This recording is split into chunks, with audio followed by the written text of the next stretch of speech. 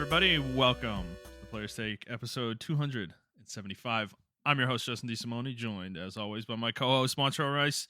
Montrell, how are you on this fine June day? I am doing a lot better than last week. Did we speak last week? We did speak last week, right? Yeah. Man, I'm sorry. We black out. Everybody, we just black out when we do the show. Both of us. Like, dude, I literally we'll finish recording. Montrell will give me his audio, and then I will start editing the show. And then it comes to the point where I have to put it on our feed and put a description and everything. And I usually try to put like 3 or 4 things that we talked about in the description.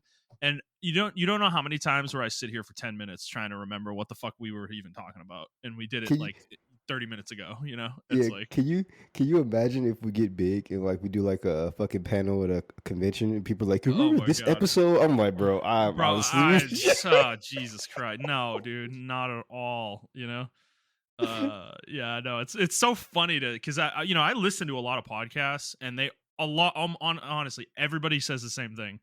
They like black out during the show and they don't remember anything they talk about, and it's so fucking true. It's insane.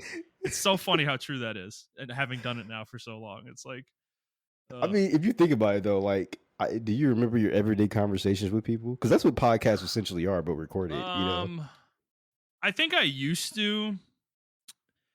I think certain conversations, yes. I don't want this to come off the wrong way. Is that I talk to so many people now, like on a day-to-day basis, that no shot do I remember most of the conversations I have.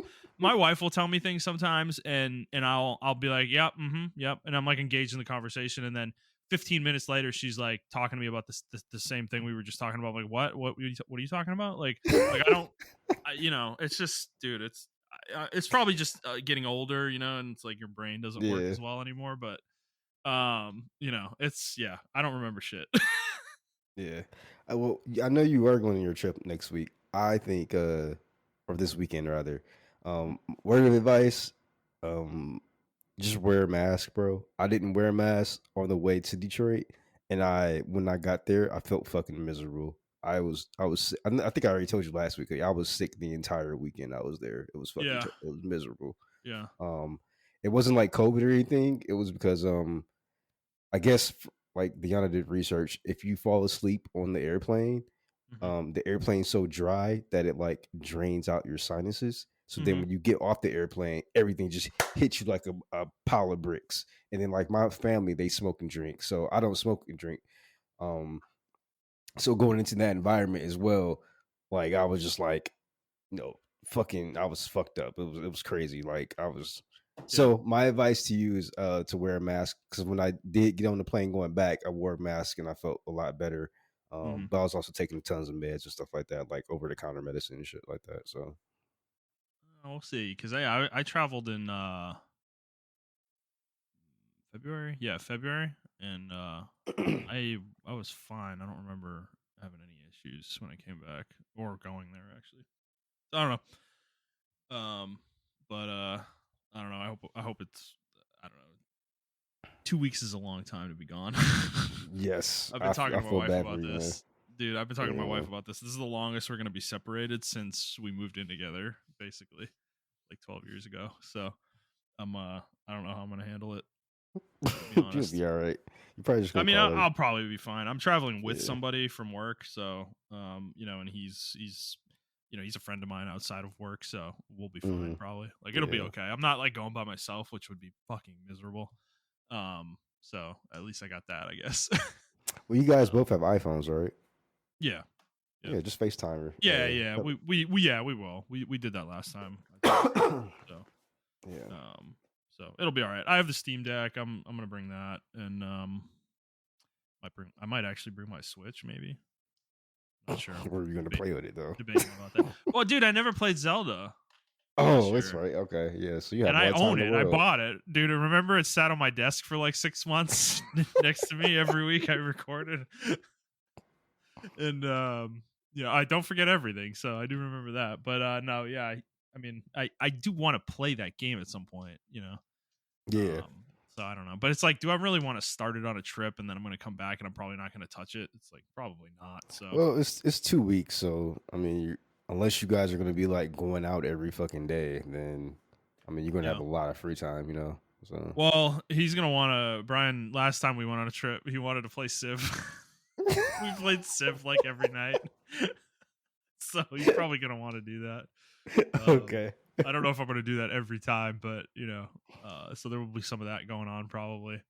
So I don't know. It won't be too bad, but by the end of it, I'm sure the Friday, because I'm coming back on the 21st. I'm sure when I come back, I'm gonna be like fucking running to my car when I land in Dallas. Like, get me home, please. So we'll see. But how's everything else going for you? I'm actually doing all right. I caught up on some of my homework. I gotta do some more studying this weekend. Um, yeah, I've been all right.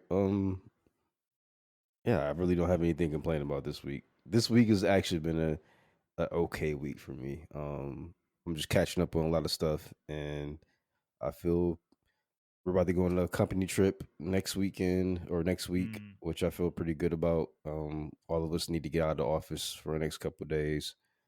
I actually need to take a proper vacation because I mean, you know, but majority of your family's down here now. But like, I used to you have to travel back up north and stuff like that. But hmm um, that doesn't feel like a vacation. Like I love my family to death. Don't get me wrong. Every time I see them, it's a joy. But it's not a vacation because we're driving around seeing other people all the time hmm during the entire vacation or whatever. Yeah. So I think sometime in July, I'm going to take some time off or whatever and just chill. My wife is actually in the midst of her staycation, we call it. So she's doing that, and I think next couple of weeks I'm gonna do mine as well. Just have a staycation, a couple of days off or whatever, or I might just take advantage of that and go to Padre or something like that, and hmm take that time off. She was Cool. telling me, speaking of Padre, she was telling me that I thought we used to go in August. We actually went in like October or some shit like that, and it was beautiful. I was like, "What the fuck? That shit was beautiful as hell." So I Yeah. actually might Yeah. wait till October to go Yeah. to fucking Padre. Um, I don't know why, but I like going during the like height of summer for some reason. You know. I 100% bet it feels super good going during the height of summer. Well, Uh, I guess I say that we usually go in June. Actually, it's around now generally. So I guess okay, I wouldn't call that the height of summer, but um, because last year I think it was literally a year ago from like right now we went. So okay, but I do like going. We usually take cruises though in July, like early anytime in July. We've taken them early and late before, and that is definitely the height of summer. Um, so and those are I just enjoy the beach when it's hot. It's nice. Get the umbrella and you'll be good to go. okay. Yeah, I might shoot for the end of August. Just take me and her out there for like 4 or 5 days or something like that, and then we can Mm-hmm. chill out.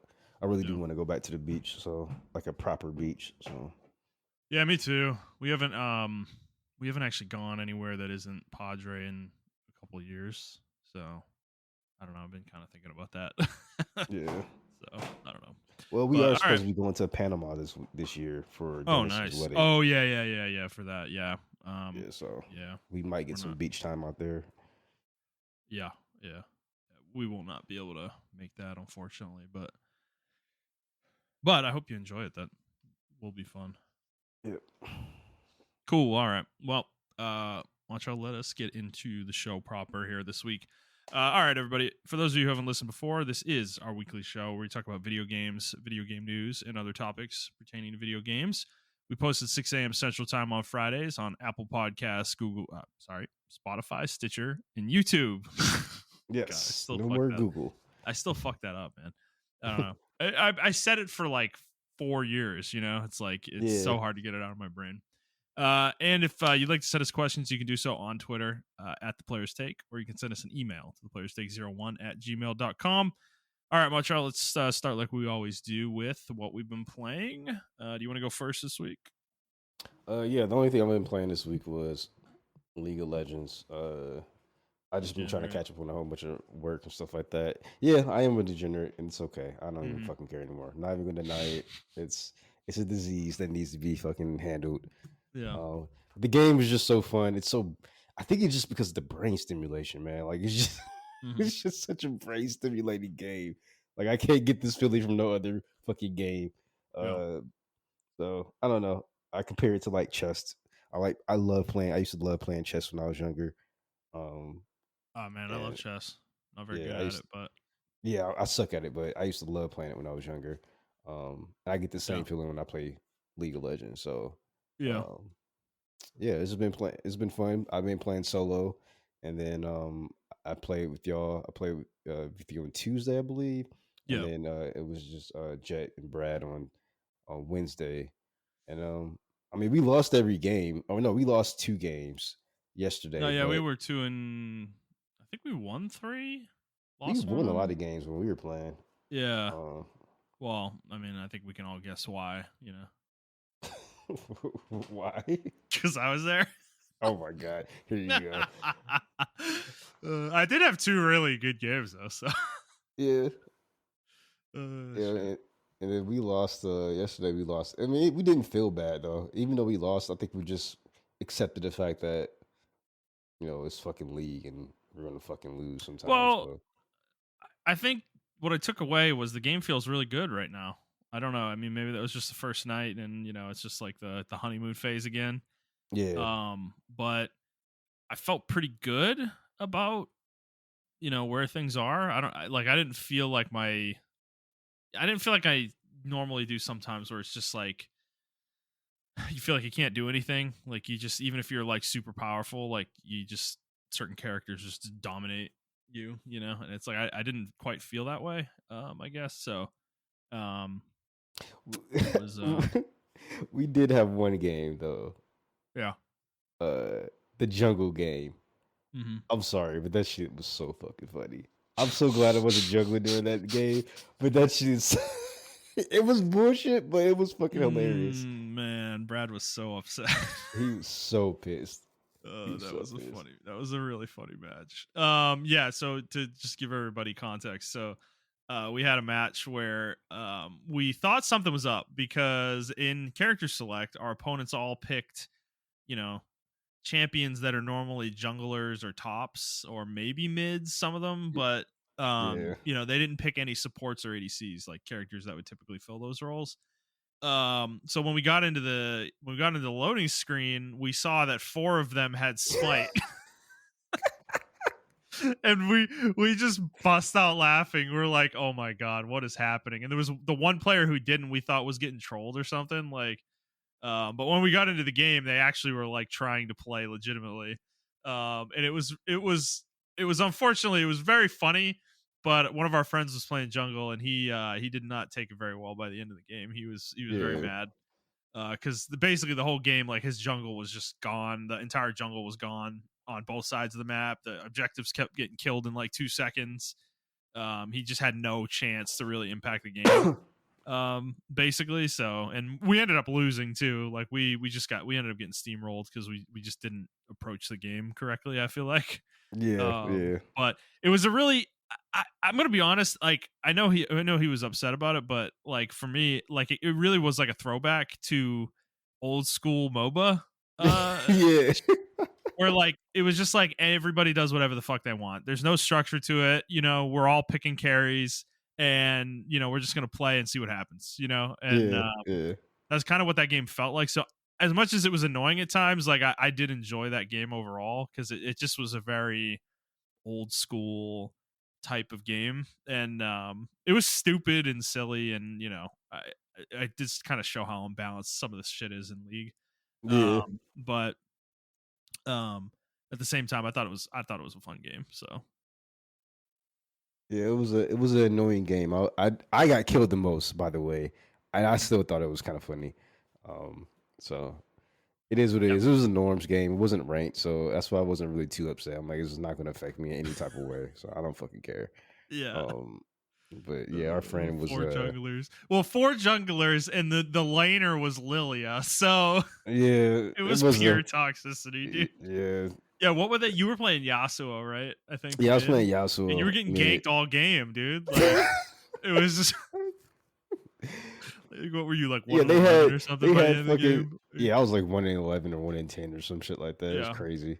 yeah, Yeah, they had like Singe, Lee Sin, Viego, uh, I don't oh Bolly Bear and Lilia. So yeah, it was a fucking annoying ass team to go against. yeah, dude. That was a cancerous ass team. Oh Holy my shit. god, yeah, it was miserable.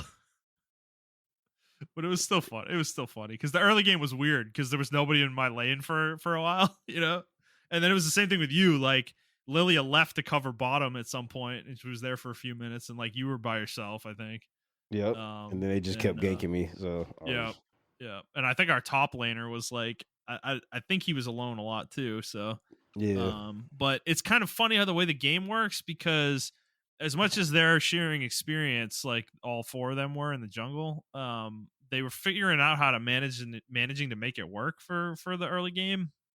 Yeah. And since you're not fighting another champion, you're not getting any kills. So like your experience is just based on the minions, which is fine normally, but for whatever reason, it just wasn't happening, dude. We kept dying to them and shit, and that's how they got ahead. And then they Well, just they kind were of just zipping snowballed on across the us. map. They had Yeah. characters that can just move across the map super fast. So Hmm.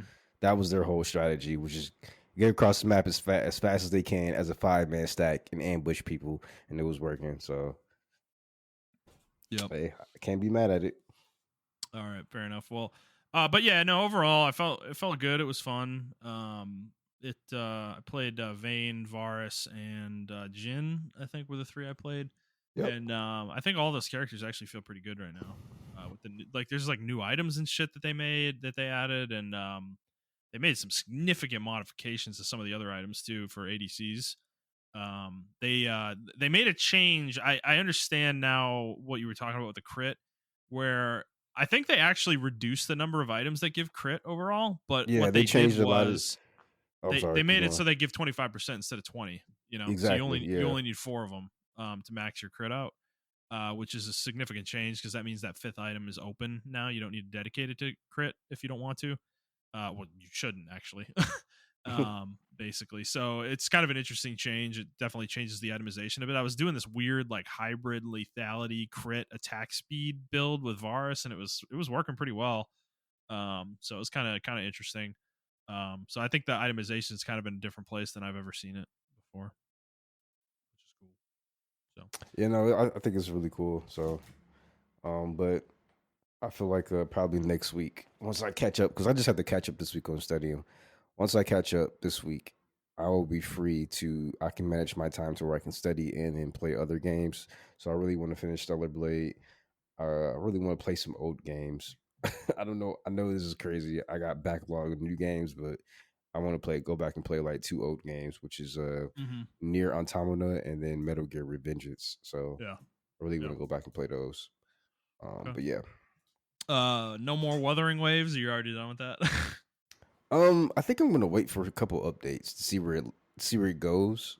Yeah, Uh, yeah, I am gonna play it while I'm on a trip. I do have it on the mobile side. I think it plays fine on mobile.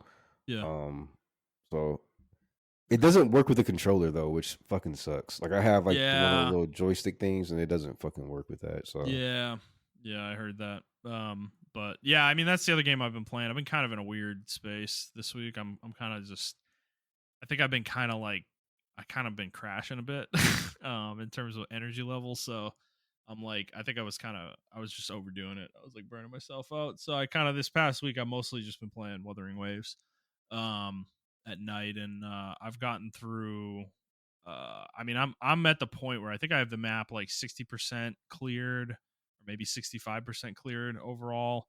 And then I'm not completely caught up on quests. I think I have a few I have to do still. There was they actually dropped the new character yesterday, that came with a new quest as well, like new companion quest for her. And so that's kind of where I'm at with it. And like my feelings on it haven't really changed that much. Um, Kind of mostly in the same place. Like the game is fun to play. I think the thing I have a feeling I have a feeling I'm probably going to drop this at some point. I'm already starting to see where, because dude, I'm playing it now, right? And I'm capped at level 60 with my characters. They really elongated the leveling curve in this game because they locked it behind union level, which is your like account level, which Genshin does that and Honkai does that too, but I don't remember it being this long. So I'm my characters are capped at 60 right now, but I'm still trying to do content with that cap, like on that cap. So basically I'm like trying to fight shit that's like level 70, 75, and does a shit ton of damage and stuff. And I'm not having like a huge amount of trouble with a lot of it right now. Like honestly, the hardest thing have been the hologram bosses, which are really fucking strong. They're like challenge bosses, basically of the normal. They're like challenge versions of the normal bosses you can fight in the Hmm. game, and they have like expanded move sets and stuff, which is cool. And they do like a fuck ton of damage. They basically two shot you if you get hit by them, which is cool. But you can only do them once for awards, and after that, they're just you know you can challenge them again, but there's no point to doing that. It's not repeatable content. So once that's run out, a lot of the other content in the game I just think is not that difficult, and that's unfortunately kind of what I was hoping for from this game a little bit. So I'm not feeling that hitting right now. Like the overworld is already at the point for me where it's just like a joke. Like it's pointless. Like there's no challenge to it at all. So so I think the last thing I really need to get into though is the Spiral Abyss type content. I have not dove super deep into that yet because I don't have enough characters built to do it right now. I really only have like 4 that are fully built, and you kind of need like 6 to 9 probably Hmm. to be able to do that. You need at least 2 teams, but you may want more with the way it works. So once I get there, that's kind of where I'm gonna kind of make my judgment with it. And like you, I want to see what they do with the future content updates because what they did, they actually did something interesting this week. They moved up the release of patch 1.1 by a week. They're releasing it on June 27th now, and I think it was supposed to be coming out on July 2nd, I think, originally. And the reason they're doing that, this is very interesting, is that Zenless Zone Zero is coming out on July 2nd, I think. And they did that deliberately to hit Wuthering Waves patch cycle. Because these games release their patches every 6 weeks, is how they've typically done it, and Wuthering Waves is doing the same thing. So if Zenless Zone Zero had released on the same day as their 1.1 patch, that means they would have been on the same patch cycle forever, like going forward. Hmm. Yeah. So Wuthering Waves or Kuro Games decided to move their patch up to avoid that, so that they're not on the same patch cycle with Zenless Zone Zero. Because I think they ultimately realized they're not going to win that battle against Hoyoverse. Which is funny. So what they did was they announced it. They moved the next character banner up by a week too, so it came out yesterday. It was actually supposed to come out next week, and then they gave us all compensation for doing this, which is hilarious because there's no issue for the players, really. But they gave us like a shit ton of compensation. I think it was like 20 pulls and a bunch of like stamina refreshes and stuff, which is really valuable shit in these Yeah. games. When I logged in, Um, I got all that shit. I'm like, is this normal? No, dude, no. This is why I wanted to point it out because Genshin does not give out compensation like this, right? Honkai Hmm. Star Rail does not give out compensation like this. Like Hoyoverse does not compensate their players like this when they do things out of the blue or they fuck something up. Generally, when they've given compensation in the past, it's been very minimal.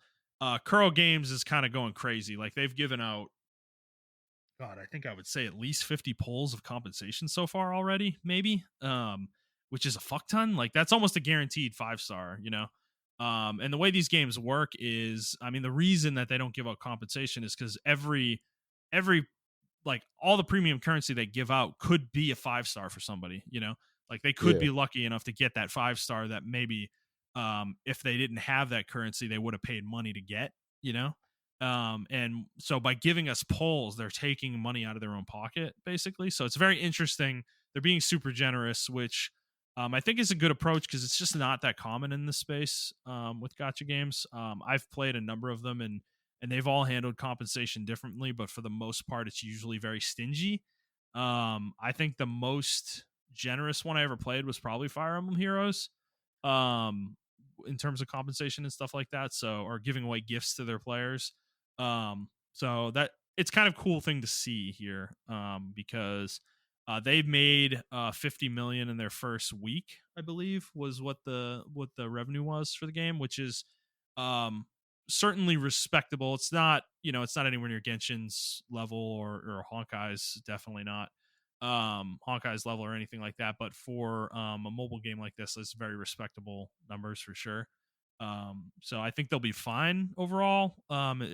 I think what I want to see from them though is kind of building the game out in their own way. I think that was my biggest criticism, is they just took too much from Genshin Impact, and I think going forward, I really want to see them do their own thing with events and future content and content updates and characters and stuff like that. Like that, they got to get away from copying Genshin's homework. So otherwise, because if they don't do that, I think a lot of people are going to fall off the game ultimately.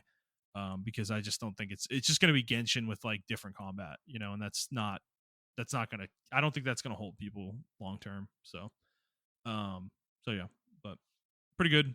Fun game. Enjoying it. I'm going to continue to play it, but I do see myself, because like I said, I haven't played anything else really other than League and that. I think I really want to kind of get away from this soon and stop putting so much time into it. I want to kind of get back to single player stuff, because Yeah. I've made so many. I've beaten so many games this year. Like I really want to continue that energy, and I don't want to get stuck in this mire of playing one of these games constantly. So which is kind of typically what's held me back in the past, is I've been playing Genshin or Honkai, and it's like those games just end up eating up a huge amount of time. So Yeah. um, so yeah, cool. All right, well that's all I've been playing. Montrell, let's get into the news. So I guess this is a good time to talk about the next couple weeks. So we already mentioned I'm going to be out of town starting on Sunday, and the timing of video game news, unfortunately, right now is just hitting us in a very bad spot at the moment. So Yeah. we have a whole bunch of showcases coming in the next like 3 days after we're recording here, Friday, Saturday, and Sunday. Coming up, and I'm going to be out of town, so I'm not going to be able to talk about them next week. So what we're going to do is not 100% sure what you plan to do, but Montrell and maybe a guest will be covering the showcases next week, and that episode should come out at the normal time on Friday.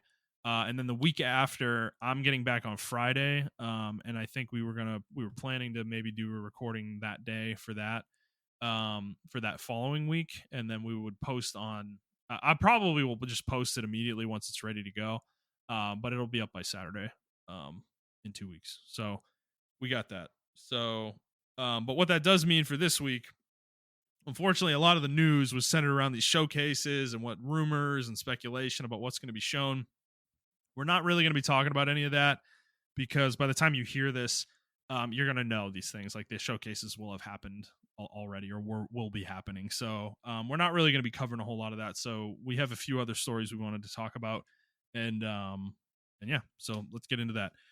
So the first one, Montreal, is PlayStation. So Herman Hulst and Hideaki Nishino, they are the new co-CEOs for the PlayStation brand.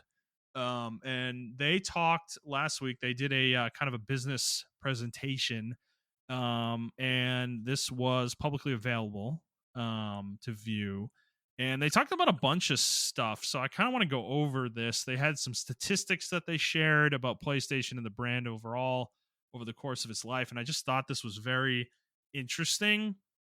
So I want to get into I guess start with some of their comments, right? So they talked about controlling scope and scale without compromising on quality, quote unquote. So here's some of the quotes here. Quote, PlayStation is increasing its use of external development teams, outsourcing partners, and co-development agreements with teams in lower cost regions. This is Herman Hulst talking. And then he said this will allow PlayStation to control the scope and scale of its games without compromising on quality. Continuing on, we also see opportunities in AI to level up our own productivity and to enhance player Oh, experiences, brother. enabling us to serve players and creators, create new experiences, and drive organization-wide efficiencies. This was Nishino that said that. And then back to Holst. Research and experimentation in AI and machine learning is a focus for us. With work being done across a wide variety of our development tools and processes, we have a wealth of knowledge and experience forged from decades of gaming industry experience that will enable us to implement AI tools efficiently and impactfully. We have been realizing the benefits of AI in several areas, from assets creation to efficiency to accelerating coding to optimizing translation and localization processes, all while ensuring a responsible and ethical approach across the organization. We believe that AI holds great promise for the future of gaming, and we want to lead the industry in the adoption and implementation of this new technology. End quote. So we'll stop there. So what did you think about these comments? God, bro. I would be so glad when this fad of AI just dies. It's the newest tech fad that everyone's doing. I don't think it's done. I don't think it's gonna die. You don't think so? I think it is. Bro, have you seen Nvidia's earnings and their what's going on with them right now? Like, dude, Yeah, I have, and I yeah, and invested all in them that's because actually. of AI. Like, all that's because of AI. It has nothing to do with their graphics cards. Like that that shit is now like a small side hustle that they do compared to the AI shit, bro. Like I mean, they're maybe starting to implement AI in data centers and stuff and yeah. So I don't I think this is just going anywhere. I don't know, man. I think I know it's supposed to be the next leap forward, but I feel like it's the next leap in plagiarism. I don't know. Have you? Excuse me. I mean, you're in IT or whatever, so it's Mhm. like you should. I don't know if you realize, like with Adobe, what's going on with Adobe. Yeah. So, either like today or a couple of days ago, a lot of Adobe users, including my company, woke up to a new agreement or whatever. Mhm. And that agreement is if you're using their products and your art's on their products and their cloud server, they can use your art to feed into the AI. That's amazing. They're the So worst, dude. They are the absolute fucking worst company, dude. I hate Adobe so much. yeah, so now it's like I mean, obviously, last week we talked about Microsoft's AI with the recalls stuff and everything like that. I just don't think like I'm fine with AI being used as an assistant Yeah, or whatever the case. I just think the way tech companies are implementing AI is fucking terrible. Like if AI was implemented like Siri or something yeah. like that, or Alexa Mhm. or some shit like that, I think that's perfectly fine. But implementing it inside of uh es- es- especially for stuff with art. Oh my god, Siri, shut the fuck up. I'm See, not talking to you. yes, I do it. I was waiting for it, dude. I was like, he said it. uh, He said it. I don't think what was I saying? Oh yeah, I don't think in places of art and like movies and everything of that nature. 'Cause these are art pieces and everything of that nature. I don't think it should be used in that fashion. And I feel like corporations are going to use it to churn out just bullshit and continue to Well, churn out bullshit. okay, Um, but I guess like let me give you an example of Adobe, right? With like Photoshop, right? Where you do like a background erase or fill or something like that, where yeah. like AI can kind of figure out what you're trying to do and do it for you in like 2 seconds rather than you sitting there hand fucking drawing it, for 5 or 10 minutes. It's like I those mean, kind of like it can improve your workflow. Yeah, that's what I agree with. It's like in a little assistant or whatever, and it can improve your workflow. yeah. But we all know what they're going to use it for. Like, Well, I think to be fair though, like he says here, like I want to pull out a quote here that I just read. He said from asset creation to efficiency to accelerating coding to optimizing translation and localization processes, all while ensuring a responsible and ethical approach across the organization. I think he's talking about it using it as an assistant tool, like not like he says creation of assets, but I think he's meaning like literally like bushes and shit like that. Like that's the kind of thing I would imagine he's talking about there, like not creating entire like character models and stuff. I But mean, yeah, I don't mind that either, but then I do mind that because there are people that's like low level work. So that's like intro level work for people who are trying to get into the industry. Like, yeah, create me a Yeah. couple bushes so I can place it here or stuff like that, or place it there, or give me a couple boxes. I need you to create a couple boxes or whatever the case for me. And like that is low entry level work, but that is also experience for people to get higher to, further their careers and stuff like that. I mean, asset creation was like a legitimate, like there used to be people rather who would just dedicate their whole careers to like making the best fucking assets you ever seen in your fucking life, or whatever. So that is an industry, and then I think that industry will essentially just die now. I think as the AI get more powerful, and you can tell the AI, make me a creaky old box that fits into a pirate setting or something like that, and they just make you a barrel or box or whatever. Like, Yeah.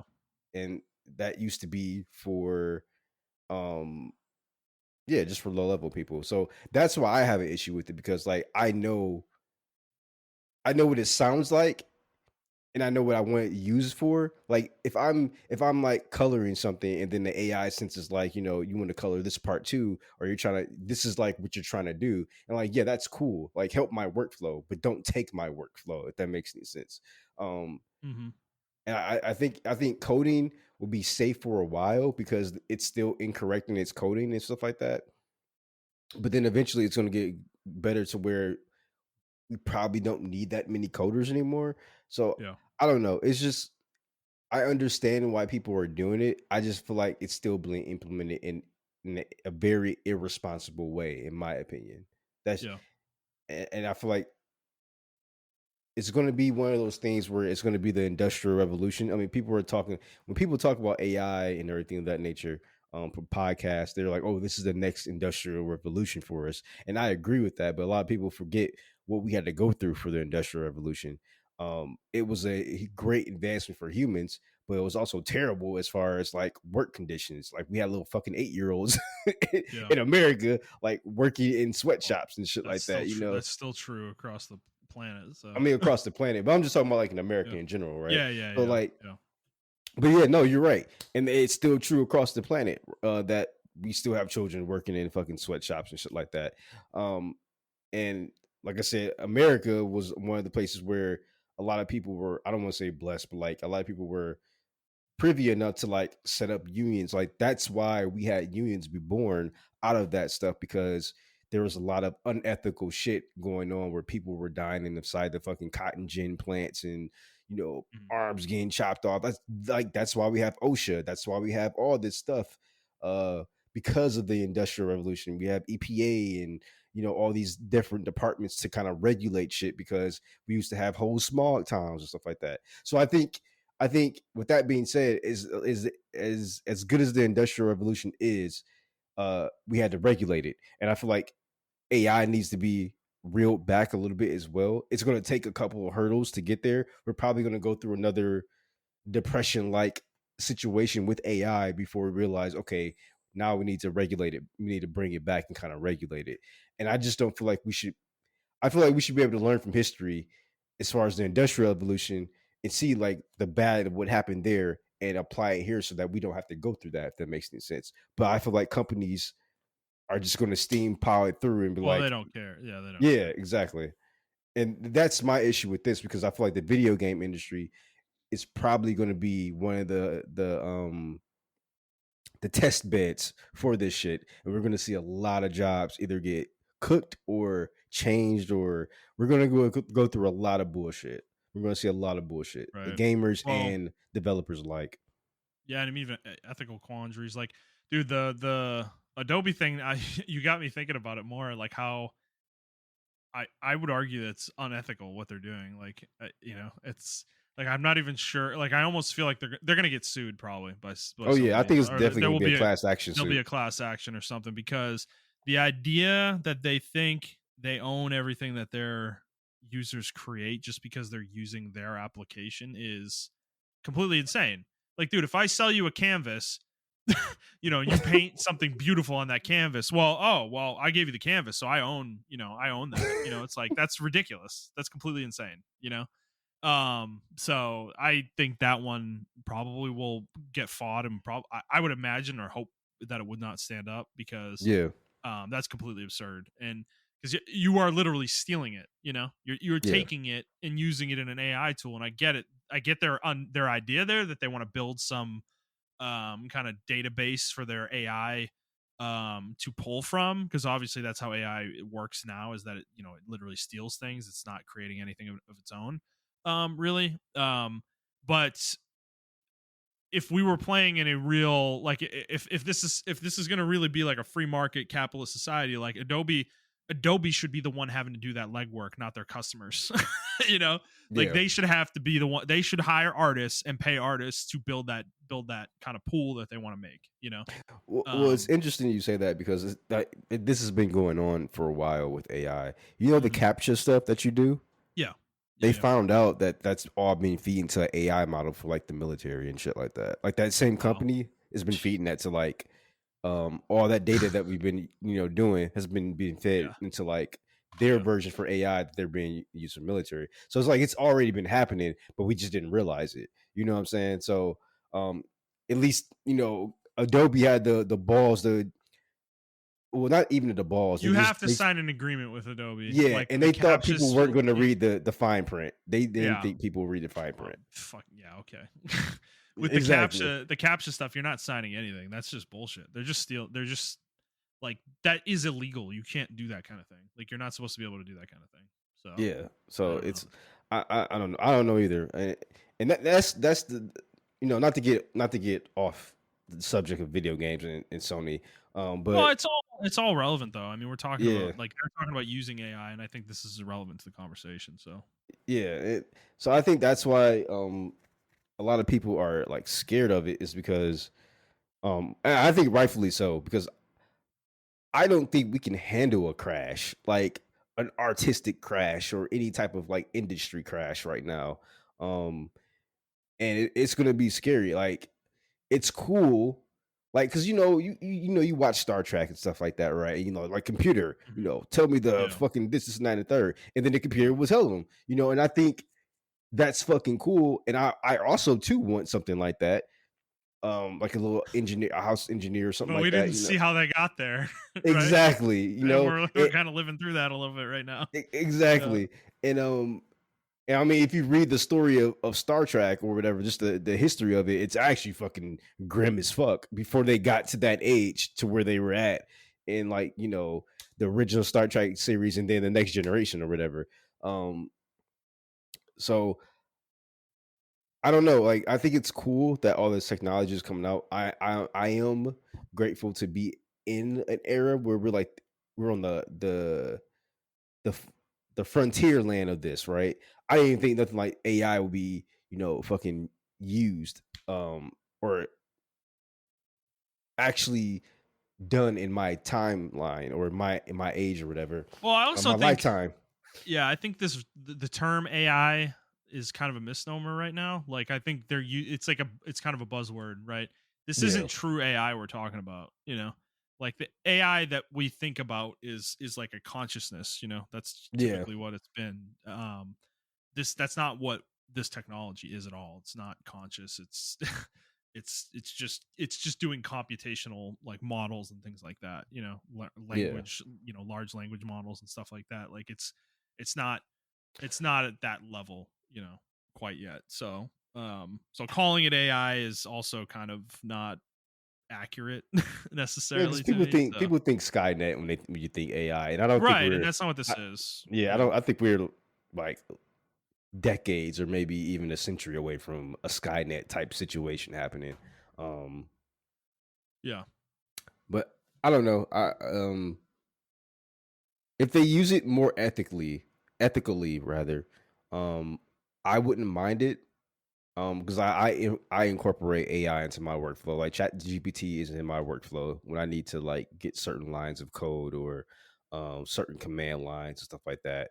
And Chat Yeah. GPT will like help me out with that. So I don't mind that, and I don't mind there being like an artistic version of that and everything of that nature. I think the problem is don't make it obvious, right? Like, because people will notice, like, hey, they use the same type of box like 5 billion times throughout this entire fucking thing, or whatever the case may be. Or, Why is that box just laying randomly in the ceiling right there? Like a developer wouldn't put that box there. Oh, maybe Mhm. AI did, Yeah. because even when like AI draw fingers, right? The hands still look fucking crazy as shit. So there's definitely going to be a lot of human intervention within it. But yeah, I mean, I don't know. I, I'll get off the AI thing, but yeah, Yeah, it's I just do. I do want to. Yeah, I do want to talk about the other thing you mentioned is using external development teams and yes, outsourcing partners. That is very interesting. Because honestly, that's the bigger takeaway from these comments to me. Like in the short term, like I think that's the more realistic thing they're going to explore for sure. And we've already seen them do this a little bit, and I just think for PlayStation, this is probably going to be their way of controlling costs because it's a lot cheaper to outsource to yeah, an external development team than it is to build your own teams and make stuff. I don't think this means they're going to be outsourcing the next Naughty Dog game, or anything like that. But I think they're going to use specific partners to help them in the same way we're just talking about with AI, with building assets, cleaning up code, doing certain like kind of the menial tasks of making a game. They're going to probably outsource a lot of that stuff, which makes sense. Should bring costs down, hopefully. So, yeah. It should bring costs down. I just yeah. hope it doesn't come at the expense of like developers, but it does give other developers in other parts of the world a chance to shine and show their powerhouse and stuff like that. So, Well, this is um, where those partnerships in India and China pay off exactly, for them, yeah, and actually Africa too. yep, So, all right. The next thing they were talking about was their live service approach, and then day and date on PC. Quote, we are bringing our titles to the PC platform and we have a dual approach here on the live service side. We are releasing our titles simultaneously, so day and date on PlayStation and PC. But with our tentpole titles, our single player narrative driven titles that are, as you saw in the presentation, the backbone of what PlayStation Studios has delivered in recent years in our history, we take a more strategic approach. We introduce our great franchises to new audiences, and we're finding new audiences that are potentially going to be very interested in playing, for example, sequels on the PlayStation platform. We have high that's hopes never gonna that happen. we're that we're actually able to bring new players into PlayStation at large and into PlayStation platforms specifically. Actually, the same goes for the work that we do with extending our great properties onto other media such as television series and film. So that was the kind of the main quote about all that. So yeah, just to summarize, so he's saying that live service games will likely be day and date on PlayStation 5 and PC. Single player games will not. There will be a delay, as there has been in the past year, and they're hoping Hmm. that that delay will get people to migrate onto PlayStation from PC potentially. So, what do you think about that, Montreal? Um, I mean, live service makes sense. I also think they should do the single player because, in my opinion, PC players are very niche. They're very stubborn. Yeah, They will wait 5, 6, sometimes 10 years for a game to drop on their console and act like it's the brand new, it's the best thing since sliced bread. So they're a very patient group of gamers. And mainly because they have so many other games they can play, to be honest with you, that they're catching up right, on right. as well. So I think that approach is, I mean, it's not even a lose-lose situation. It's a whatever type because you're still gonna win. You're still gonna I get, think it's extra revenue. It's just extra revenue, yeah, and exactly. I don't think they don't want to cannibalize the consoles right now. Yeah, I don't think they want to do that yet. They're not there.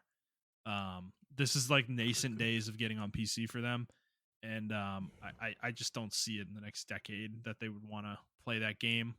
Maybe experiment with one game and see what happens. Something that you're willing to take the hit on potentially, but yeah, I would be very interested to see what would happen if they did that. Like they yeah. released like I don't know the next Ghost of Tsushima 2 or something on both at the same time. I think God of War 3 will actually be really like, God of War, that'd be a good one. Yeah. yeah, I think that one's too big though. That's why I'm saying it's got to be something mid-size, which would be Ghost of Tsushima. It's okay, like I feel like because they did that with Horizon with PlayStation Plus. They put it on PlayStation Plus Premium or Extra, I think. And they lost. They said they lost like $100 million in revenue because they did that. you know.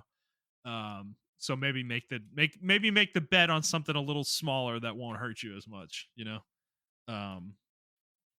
Because that is a lot of money for them. So, but yeah, no, I mean, I think this approach is fine for them in the next few years.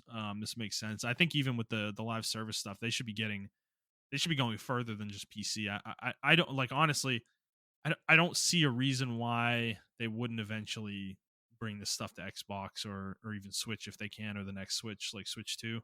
Um, like you really want to get as large of an audience as possible when you're trying to sell a live service game to people. So limiting the platforms it's on is just not really a smart approach to me. So I don't know. We'll see if that eventually happens at some point, but I would be surprised right now. Yeah, I agree. All right, continuing on. They talked about the industry at large. So they were asked a question about layoffs at their own studios and just kind of around the industry at large. And Herman Holst said, quote, he thinks the industry is actually in a very good place. We're always looking to optimize the resource allocation on an ongoing basis. But I think specifically what you were referring to in recent months and quarters is probably a slight adjustment on the back of the windfall that the industry saw during the pandemic. So that might be reflective of that rather than impacting the long-term growth of the industry, which I believe in general is in a very good place. But I see this as an adjustment of the pandemic years, end quote. So I mean that's pretty straightforward. Anything you want to pick out there? No, like you said, it's pretty straightforward. Um, He's literally just confirming what we've already said before when we talked yeah, about these exactly. layoffs. That Yeah, companies exactly. overhired during the pandemic, and then I mean, he literally uses the word windfall, and so yeah, which it's kind of annoying though that it's like it is confirmation basically that that's kind of what it all is, and it's like, why did this happen this way? I don't know why companies didn't just try to let the growth be more organic and just accept the extra money they got, but I don't know. So, Yeah, they yeah, probably good. thought it was going to be a longer thing than what it was. If Right. that It was makes just any kind of a sense. flash in the pan, very short Yeah. moment. So all right, let's move on to the presentation itself. So there was like a basically like a PowerPoint style presentation with this. There was a lot of interesting stuff in here that I want to kind of talk through. So they gave some statistics on the sales numbers and operating income of the various generations, the 5 generations of PlayStation. So PlayStation 1 total sales were $24 billion. This was from 1994 through 1999, and their operating income was $3 billion in that time. PlayStation 2, interestingly, you think this I was surprised to see this. I would have thought it would have been a lot larger than this. Was 44 billion total sales through 2000 through 2005 is the years they put. We know that is a lot longer. There was a lot longer tail with the PS2, but those are the years they put in there. And that their operating income was actually lower at $2 billion for the entire generation. And then PS3, this is where it gets interesting. This actually makes sense when you think about the advent of digital and everything. Total sales were 71 billion, so another large increase. And their operating income here was 4 billion. And those were from the years of 2006 through 2012 is what they put. And then moving on to PS4, 107 billion total sales, with a $9 billion operating income, so over 2 times increase there, which is interesting. And those were from the years of 2013 through 2019, and then we get to PS5, and this is where it gets really interesting. Total sales for PS5 in 4 years, 106 billion, Already and reached it. Wow. operating income $10 billion for PlayStation. So they have already eclipsed the PS4 in both, or close to eclipsed in terms of sales. They're 1 billion off, and they have eclipsed in terms of operating income in 4 years. And just so everyone understands, operating income is their actual profit taken in after expenses, basically. Okay. I So was going to ask you what that that's was. why that's Okay. why those numbers are so low. But that's what's so interesting about this is how much money they made over the course of the generation and how little they actually take in as profit. Is so interesting. It's like less than 10% of their Yeah. sales. So that's really interesting. But yeah, dude, 106 billion already in 4 years on PS5. I mean, they are going to vastly eclipse PS4's sales revenue by the time we're done with this generation, I would think. Yeah, I definitely feel that way as well. That's crazy that they already made that money back. Um, Well, dude, this is the advent of live service games really taking over, I think. Um, you know, it's it's just not about single game sales anymore. It's about add-on content, I think. And I think obviously that started in PS3, went into PS4, but it's really kind of become the way to make money in the games industry now. And I think we're seeing that here because the operating income is an interesting piece, right? 10 billion, which is higher than PS4. I mean, there's less overhead for Sony when they're making all their money off these third party forever games that make a shit ton of money digitally, they make a fuck ton of money off of that stuff, and yeah, that's just for them costs them basically nothing, like there's no operation costs for that for the most part. So I don't know. It's very interesting. These are really interesting numbers. It is interesting to see that they've increased every generation. Like you would have, like I really would have thought like PS2 would have been larger than this. yeah, Um, but they did only. I don't know if it's only for those 5 years, but it is yeah. interesting that they, like you said, they only got 2 billion out of that generation. I would have thought that would have been one of their maybe second most profitable years, but Well, yeah, you'll look at the bottom graphs too. Like the first year of PS2, they operated at a loss. Which is really interesting. yeah, And then they had profit for 5 years, but that went up. It went up the next 2 years, and then it just went down the last 3 years, which is really interesting to look at. And then PS3 is hilarious. It's funny that they ended up having more operating income because, dude, it was just loss, and then kind of a moderate profit, and then it was flat, and then loss. It's like so that's really interesting with them in that generation. And then PS4 and PS5 have just been huge positive gains for the most part. So they seem to have made their business more efficient to the point where they're more easily able to pull out pure profit out of operations. So that's kind of interesting to see with them for sure. Um, anything else on this one? This part? nope, that's it for me. Okay. All right. Continuing on in this presentation, they have 118 million monthly active users. This is not a good thing to me, but there are 9,000 plus games on the platform. I would not call that a positive, but um, they put that in here. 2,000 plus publishers they mentioned. Continuing on, the user numbers, and then sell through units. So they actually gave us actual sales numbers for the console.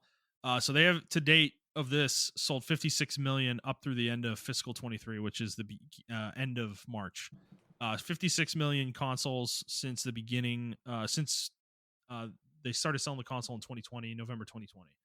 So that's basically 3.5 years. That's huge numbers. They are past PS4's trajectory right now. Like they are, um, for the same amount of time, they've sold more units, and it's looking like they're on the trajectory to probably potentially beat PS4 sales, which is interesting. Um, monthly active consoles right now is an even split. There's 97 million consoles out there. Well, there's more than that, but these are the ones that are active that actually get turned on and connect to PSN. So 49 million PS4s and 49 million PS5s, complete 100% 50-50 split, which is interesting. And then engagement, total gameplay hours, 1.4 billion on PS4 and 2.4 billion on PS5 with the same number of units out there, which indicates to me that people are not playing their games as much on PS4. They're using it for other things such as maybe Netflix or, YouTube TV or things like that, rather I than actually would, playing games. yeah, I would gather that people still have it online or whatever, but they're probably still using it for Blu-ray and stuff like Yeah. that. Where a lot of people got the digital version of the PS5 and are not using it anymore. I mean, Yeah. you can't use it for Blu-ray on that It's a more front. dedicated gaming device for them. Yeah. Yep. Um, But so that's interesting. So there's more engagement on PS5, even though there's still a lot of PS4s out there. Life to date spend. This was another interesting slide. So total spend per PlayStation 5 console sold was $580 over the life of the PS4 console. To date for PS5, this number is 731. So that means per PS5 sold, people have spent 731 additional dollars on whether that's like peripherals or games or whatever, content in general. Which is very interesting. So that's increased over the PS4 generation, which is how they're making more money. So that's interesting. Peripherals. So they did break it down by types of things bought too. So peripherals are up 26%. Services are up. Sorry, peripherals are up 34%. Services are up 57%. Content add-on up 176%. So there's the answer to what I said earlier. That's confirmation there. And then full games up 12%. So that's interesting for this. So this is the breakdown per user basically, or per console purchased, how much money is being spent on those different categories. Anything you want to pull out there? No, I kind of expected the content / add-ons. I'm pretty sure it's all like Fortnite skins and stuff. It's Like Call of Duty grown exponentially. Like that's Yeah. crazy, dude. Yeah, so they're making a lot of money there. Let's see. Continuing on, they talk about PlayStation Store. So this is the percentage of PlayStation Store revenue from third-party titles. Is what they called was stable base of revenue from major franchise titles with a large share of ongoing content. Percent of revenue. 51% of the revenue in fiscal 21, Oh my 53% of the god. revenue in fiscal 22, and 51% of the revenue in fiscal 23. So just continuing that trend, add-on content is selling like crazy, dude. Like it's Yep. This is where we I are, I man. I honestly think, bro, I'm gonna be honest with you. Um I have a group chat with like my old friends, like from high school, and they're not like Yeah. really big gamers and stuff like that. Mhm. Um, but I put the NCAA thing in there, and they're like super excited about the NCAA Yeah. football, and I am too, right? And Yeah. they're, what the first question they asked, one of them asked, I'm gonna let you guess. Is it gonna have Ultimate Team? Yes, that was the first That's question they asked, that is and unbelievable. I'm That like, is you guys play? unbelievable. I'm like, you guys play Ultimate Team? And they're Of like, course they yeah, I do, love. Montrell. It's like I Dude, love Ultimate Team, and I'm like, dude, I don't like it. I played it one time, and I couldn't carry my stuff over to the next season. And they're like, why would you want to do that? There's new players out. I'm just like, all right. I oh just my left it at that. god. They're releasing new players. They're Yeah, releasing man. new players, bro. Oh my god. Watch out. We are like in such a small mind. No, I think we're in a really small minority with that because I'm gonna bet, I'm just guessing, I'm throwing numbers out there. This is not sourced on anything. But I would say I would bet you 80% of Madden players play Ultimate Team. Probably. I think so. I don't think that's a Like that would be my controversial statement. guess. If you were gonna give me the real numbers, that would be my guess is 80%. Yeah, I don't think that's a Um, controversial number. I think that's why they keep putting money into it. Definitely. That's why they don't invest in franchise mode because I don't think a large percentage of the player base actually plays franchise mode. Like otherwise they would, you know. They would monetize that mode, They would do stuff to it. And they don't. They barely touch it. Like I think they've had the numbers for a long time and I just think it's not anything we're going to like to hear. Ultimately. So, no, that doesn't surprise me at all, dude. Like that you're casual gamer friends from a long time ago like that's what they're excited about, man. They want to open their card packs, bro. Like, dude, the dopamine rush of opening like a Magic the Gathering booster pack is so silly. Like, I like I'm sitting here like we're sitting here talking about this, and obviously I feel a certain way about it too. But it's like I do this in other things. Like I play Magic the Gathering, I buy boosters. It's the same thing as Madden Ultimate Team. It's just it's just real physical good that I can keep and sell and do stuff with. I Right? think that's the big difference, though. I That would is rather. that is a big difference. But then I'm gonna like continue though, like to just say that like I am a little hypocritical here because I play stuff like Wuthering Waves, Genshin Impact, Honkai Star Rail like games, and I Yeah, put that's money into true. those. and those are just gambling. They're just gambling machines, basically. So, I mean, it's the same thing. It's like, I think it's unfortunately gambling has become a very real problem, I think, in the United States in particular, because even sports have started to break down Oh those my barriers. god, they Like the already broke it sports, down.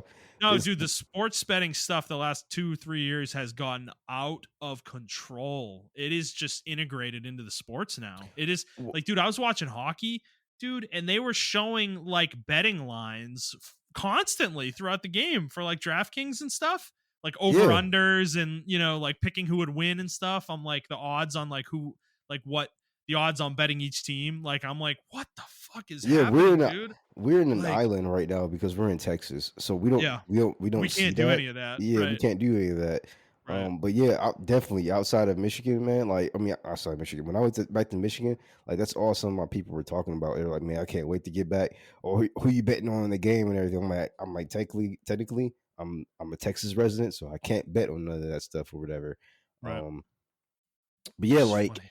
I, I, it's just I I don't know where we're gonna like I feel like it's gonna hit video games pretty soon, like the sports betting stuff, because it's already hit like league and everything like that. Oh, like you can So bet in you can bet on like pro games, or you can bet in Madden on fucking NFL games or something. Like I could yeah, see shit like yeah, that I can happening, see dude. that. I Yeah, can see totally. that happening. Yeah. So Oh. I don't know, but Yeah, but like in the League, you like bet on pro matches. Like yeah, that's they already in actually that's already in Dota, by the way, in like a very like it's in a benign way. Like you can't bet real money, but you can bet like in-game currency and stuff. You know? oh no, you can bet real money on certain league matches for like Wow, that's uh f- crazy.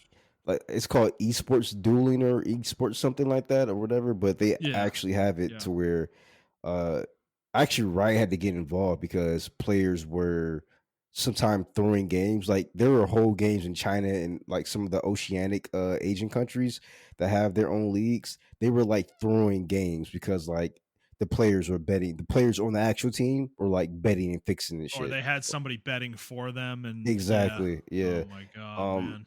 Yeah. and even like in the MLB, like how you were saying, like hockey, they're like I think just so far, like 3 or 4 players have been banned from the MLB because they were just betting. Yeah. So it's becoming a problem. And I think the next generation of gamers, they have been bred for this, Yep. bred by this rather, and it's not going I anywhere. agree. It's gonna go. It's gonna. I feel like if anything, not to be like the Fox News host or whatever, like back in the day, where like violence breeds video games. If anything, I think video games is gonna lead Breeze gamblers. to gambling and Yeah. stuff like that. Man. I don't think they will ever make that correlation because it's too much money to be made to try to solve that issue. If that makes any sense. Well, this Um, isn't, and to be fair to video games, this isn't video games. Like it didn't start with video games. Gambling's no, been it, around it forever, it didn't you start know. with video games, but a And lot of kids are playing video games and it's I think introduced to them. I think card games is where it started though for like our generation, like Pokemon and Magic and Yeah, Yu-Gi-Oh. that's true. Because nobody talks about it like this, but it is gambling. It is literally gambling. Like, and dude, you know how many YouTube channels are out there? Like, guys, go look if you don't see this. Like, search this shit. Box openings for like Magic the Gathering, Yu-Gi-Oh, Pokemon. Like, it's all over YouTube. Just box openings, and what they do is they'll open their box and they price out everything they get, and they just see if they broke even or not. You know, it's like it's all just a big money game. You know, and to be frank, it's not like I don't do that too. Like when I buy a box of Magic, like I do count up, like I put it in my app and count up how much I made on it. So it's like it's permeated into the hobby though. It's just a part of the hobby now. Like I everybody mean, does it, you I know. that's funny because like people who go to casinos do the same shit. There are whole YouTube channels. I didn't know this stuff was to my parents' house a couple years ago. Sometime my parents, if they can't find anything to watch, they would turn on YouTube, one of their favorite YouTubers, and he just goes around gambling, and they would just watch him gamble. And I'm Wow. just like, this is what y'all do? And they're like, yeah. And then it didn't register to me until like, yeah, like a couple of years later, you're talking about box opening videos and stuff like that for Magic Which I've Gathering, watched Pokemon that cards. stuff. Yeah, I've watched that stuff. I do it generally for Magic to get an idea of how good a product is. Yeah. Generally, I'm not really doing it to watch like for the dopamine rush of seeing somebody like pull crazy shit.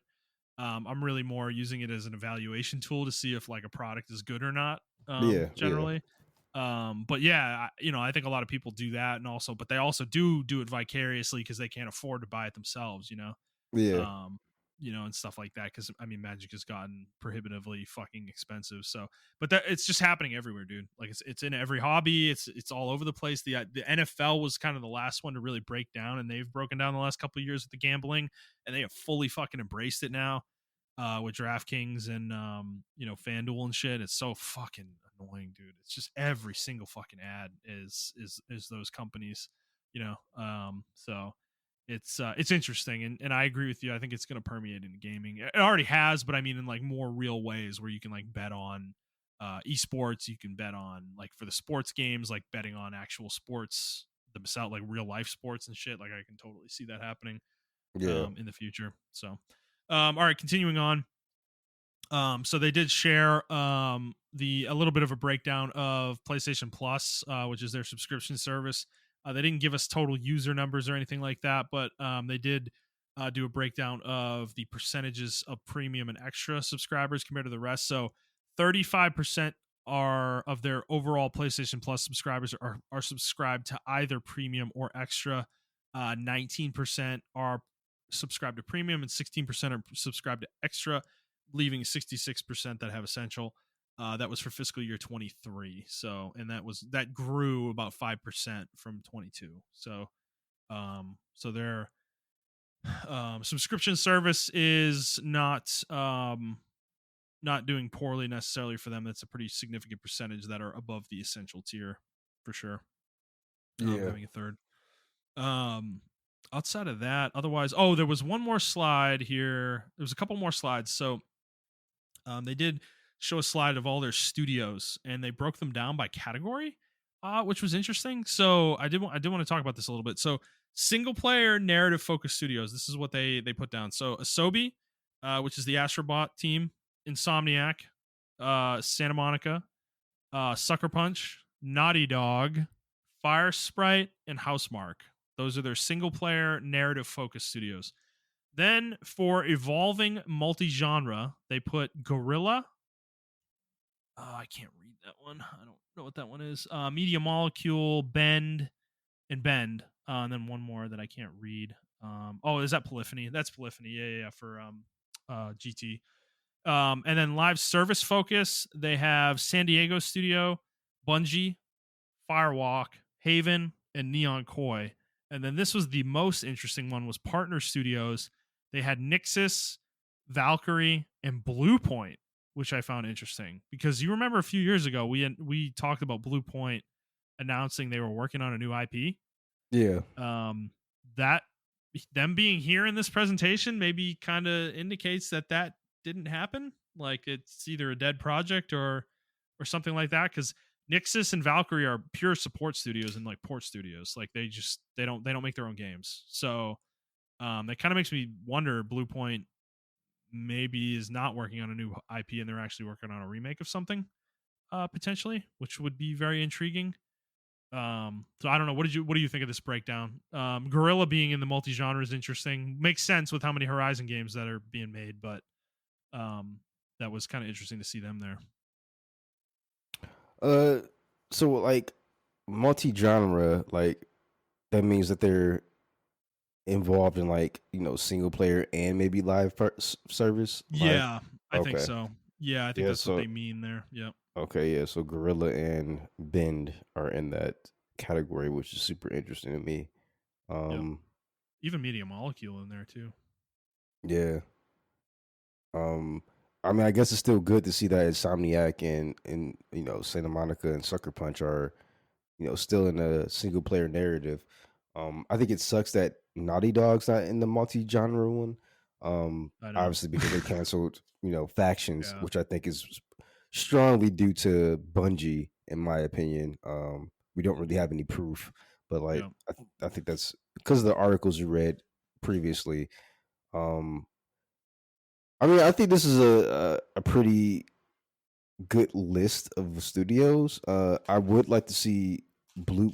Maybe Bluepoint is making something, but they just haven't made it yet, and haven't earned their way into the single player or live Mm, service, whatever they're trying to make mhm. focus yet. So once Yeah. the game comes out, then maybe like the next time this leaks or whatever, um, we'll see them move over and stuff like that. So that's what I think. Yeah. Um, Continuing on, they did give a list of franchises, world class franchises. They listed The Last of Us, Horizon, God of War, Destiny, Spider Man, Ghost of Tsushima, Gran Turismo, The Show, Helldivers 2, Uncharted. That's an interesting one. Astrobot, Until Dawn, Fair Games, Concord, and Marathon. So Uncharted is really the interesting one there because we haven't had a Why is game that in that so low? franchise. Well, we haven't had that game in that franchise in almost 10 years. Why is it Yeah. even on the list at all? There's been that Mm. rumor of the game that's being Yeah. made, and I think that might be this might be another indicator that that is true. There is a game being made. So because otherwise I wouldn't think they wouldn't list it, dude. Like Resistance isn't on here. Fucking Infamous isn't on here. Man, Um, Resistance. those Such a good game. franchises have been dormant for similar amount of time. So Killzone, you don't see that there either. So then they did give us a little sales numbers for Spider-Man 2, 11 million units sold, and then Helldivers 2, 12 million units sold, which is fucking crazy for Helldivers 2, dude. 12 million units sold. So those are interesting numbers. Spider-Man I would have expected to be higher actually at this point, but I think the first game I feel like the first game sold faster than this, you know? You said this first game sold more? Like, yeah, oh yeah, it definitely sold more. It's the highest selling game I think Sony's ever had is Spider-Man 1, but I remember it selling more than this or faster than this rather. Like I think it hit this milestone more quickly. Oh, Um okay. Gotcha. but I'm just that's just my I'm not like I don't have like numbers or a source or anything for that. Like I'm just that's my feeling. That's what I remember, but um so but I'm just wondering if people are cooling on this IP a little bit, I guess is kind of what I'm getting at, you know. Yeah, I think they need to. I think the superhero thing in general is being cooled down. Mhm. Um, yeah, it's gonna be interesting next couple of years. Yep. And then the last thing they mentioned here is their business group, their focus for fiscal years 24 through 26, so the next 3 years. Drive sustainability and profitable growth and invest thoughtfully in the future of play. Strong new release slate and ongoing execution of live service roadmap, expansion of franchise reach, continued financial discipline, early returns from past acquisitions and investments. So, um, particularly the two I think here that are interesting is expansion of franchise reach. I think they're talking about Horizon there, and then strong new release slate and ongoing execution of live service roadmap. I think we could have guessed this, but this kind of indicates that I think we're going to have a lot of games from the first party coming in the next few years. Um, so that's exciting as well. And that is pretty much it. I think the main takeaways for me for this was this is an indicator.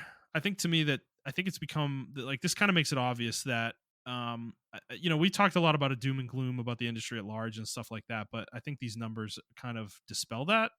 That I think Sony and Nintendo are fine, and I think the industry taking a hit is because of Microsoft. Yes, one hundred percent. Truncating significantly, and I think we're just seeing one of the players just significantly downgrade, in terms of their impact and sales numbers. Because Sony's sold 56 million consoles in 3.5 years, and now we're at the point with Xbox where they can't even sell a million consoles in a quarter. So yeah, I mean, they're in different places, It's like Microsoft isn't even I don't even know if I'd call them competition at this moment for Sony really, you know. Um with these numbers. So frankly, this kind of was positive for me. It kind of made me think like, yeah, I kind of agree with Herman that the industry actually seems like it's pretty good, right now. People are Yeah, buying games, they're playing games, they're spending money on games. Like I don't think like there's a lot of activity on games, on PlayStation 5. Like it's a healthy console. Um, so I don't know. I feel better than I did, I guess, a few months ago when we were talking about Xbox and everything like that. What about you? Yeah, I just feel like the industry is stabilizing. I mean, just from this presentation, they kind of admitted some things, um, Yep. and I think PlayStation did it right where they didn't expand too much, like Microsoft and bought 20 Yeah. billion studios and stuff like that. Yep. Um, and I commend them for it. I mean, they did do some layoffs, but they they admitted and are still moving forward. Like you said, I do have some confidence in the industry.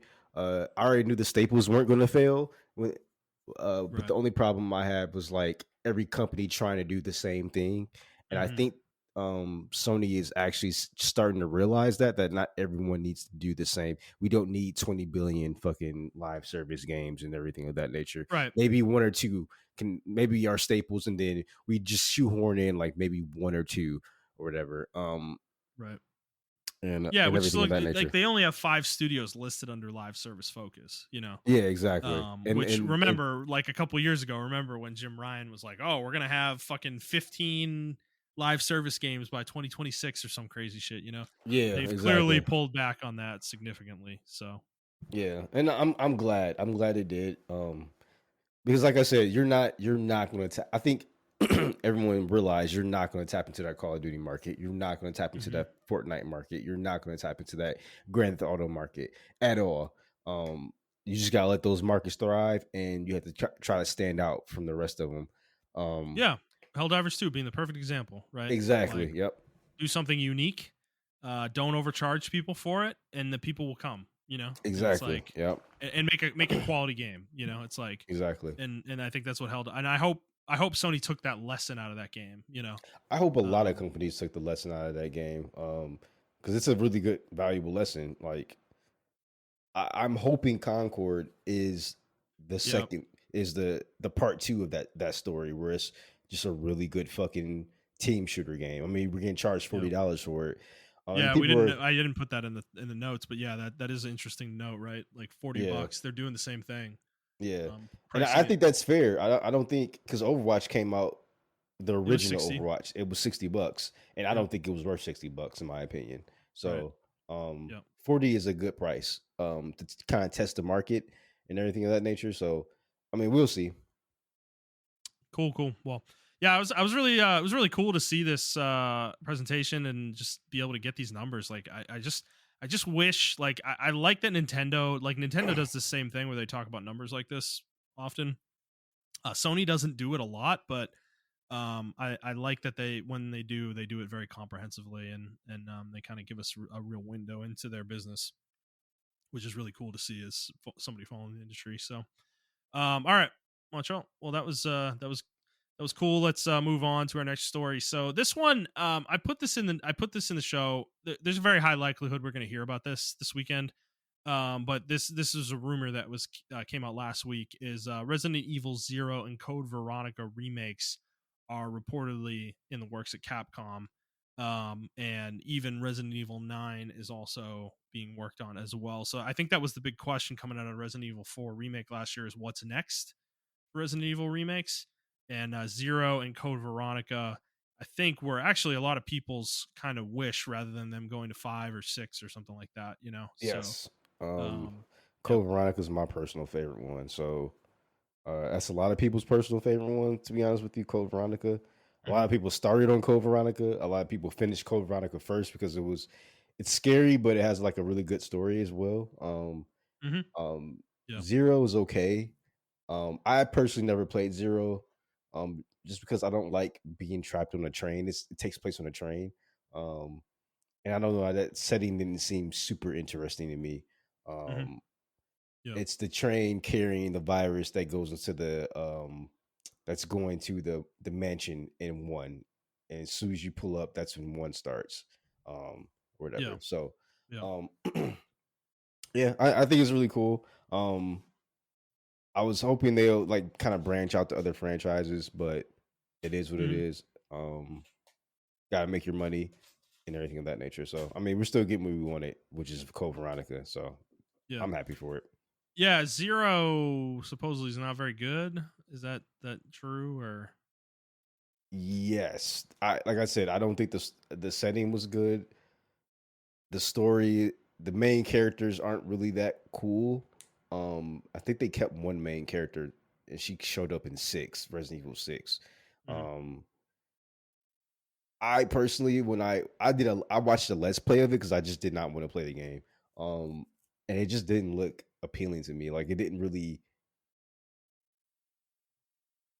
move the franchise forward narratively or Hmm. anything. Like Code Veronica added a lot of context because I think that's the first game.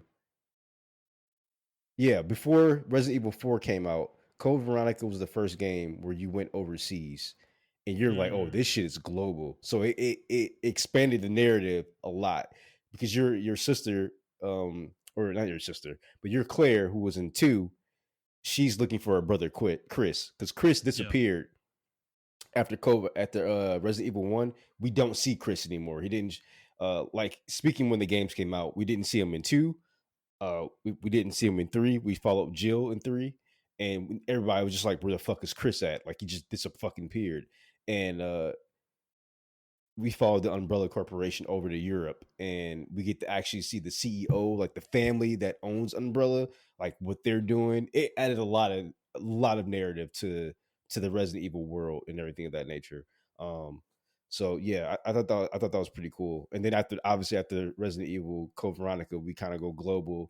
Resident Evil 5 taking place or 4 taking place in Spain, and then 5 taking place Hmm. somewhere in Africa and stuff like that, and then 6 taking place in 3 different locations across the world. So Yeah. And then otherwise, I mean, do you think they should go back and remake one again for no, the second time? no, one is Really? perfect. I think one is perfect. I think one is the Okay. perfect So you don't introduction. want to see one in the same style they've done the other three. No, that's just me personally. I don't want to see Okay. it. Yeah, Okay. Fair enough. Yeah, no, that's interesting. I think well, looking at this IGN poll they did, people agree with you. They want Resident Evil 5 or Code Veronica, which is interesting. So yeah, okay. Well, cool. So that's going on with Capcom. I'm sure we may hear about one of these this weekend. yeah, All right. All right, moving on. Speaking of this weekend, you and DJ, or I think it was DJ who sent the article. yeah. DJ sent the Um, article. yeah, this was an interesting one. So this is about Summer Game Fest Oh my fucking god, and bro. the cost to put a trailer in Summer Game Fest. And so let me just go through real quick. So the cost. This was from a document that was leaked. It was reported by Esquire. So the cost for this year's main show, 1 minute costs you $250,000. 1.5 minutes costs $350,000. 2 minutes is $450,000. 2.5 minutes is $550,000. And if you want a booth at Summer Game Fest physically, it's 50,000 for 3 days for a booth that can seat 6 people, with table service, and you get badges to the event.